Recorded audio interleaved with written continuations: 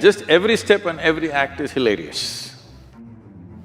He decided, instead of sharing this agony with people, he decided at least he'll make them laugh. Somewhere he understands this agony could exist in a whole lot of people.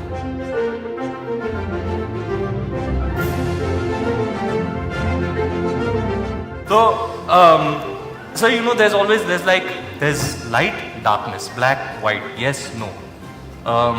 Life, death. I always find the universe to be in some kind of dichotomy, you know. And in what sense are you calling it as a dichotomy? Like,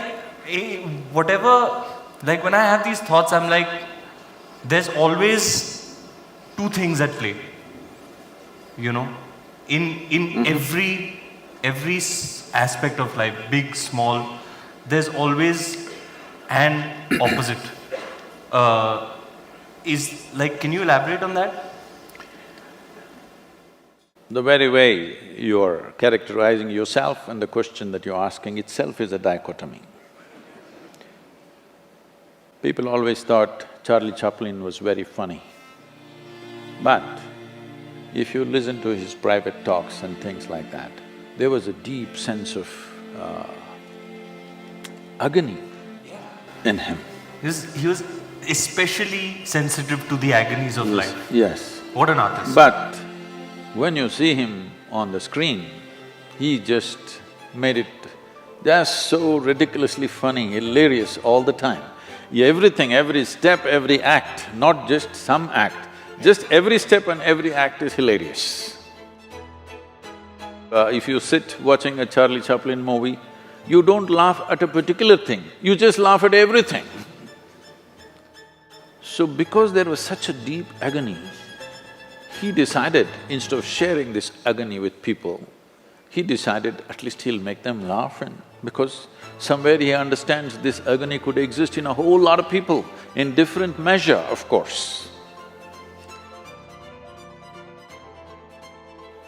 So when we say dichotomy, we're talking about contradictions. You said light and darkness, let's take that because that's a very basic, day and night, light and darkness. There are many ways to look at this. One fundamental way is like this. There is light right now. You know there is light right now only because you have seen darkness. Suppose, let us say, 24 hours of the day, everything from your childhood, everything was lit, you would not know what is light. So you know light only because in some way you have tasted darkness. You know what is white only because you've seen the black. You know what is a man only because you've seen a woman. You know what's a day only because you've seen a night. So, what seems to be contradictory on the logical level of your mind, in terms of making of life, they're complementary to each other. They're working with each other but pretending to be opposite to each other. This is why in this culture, everywhere in the world, not just here, in one way or the other they figured this and they made it in so many ways, they called it yin and yang, here we called it Shiva Shakti. And if you see the images of Shiva, one half of him is man, another half of him is woman, physically. Because what is being depicted here is, this is the nature of physical existence. As long as your experience of life is limited to physical, when I say physical, right now everything that you can see has to be physical, isn't it so?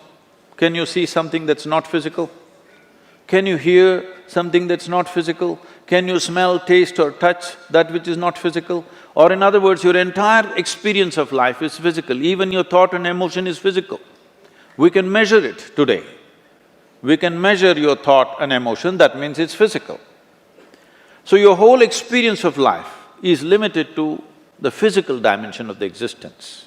And the very nature of physicality can only happen with this. Even if you take the basic electric charges, there is a positive and a negative, without that it will not work.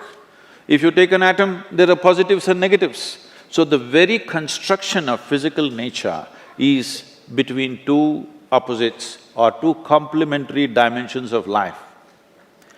So when you live here, if you live here with the necessary perception, in a very brief amount of time, one can realize this contradiction or this complementary nature of these two things can go on playing endlessly upon you without taking you anywhere. When you realize that the physical will not get you anywhere, that is when you turn spiritual. It does not mean you rejected the physical. You're still living in the body, you're still living in this world. It is physical, but this is the longing of every human being. It's not just some spiritual person. Every human being is trying to touch something beyond what they are right now. If you know money, you're just thinking more money. If you know power, you're thinking more power. If you know pleasure, you're thinking more pleasure. If you know love, more love. If you know knowledge, more knowledge. Whatever it is, you're always trying to touch something more. If it finds this longing to become something more, if it finds a very basic physical expression, we call this sexuality. All you're trying to do is be something more than what you are. Something that's not you, you're trying to make it a part of yourself.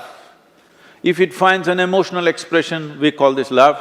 Once again, emotionally you're trying to make something that is not you as a part of yourself.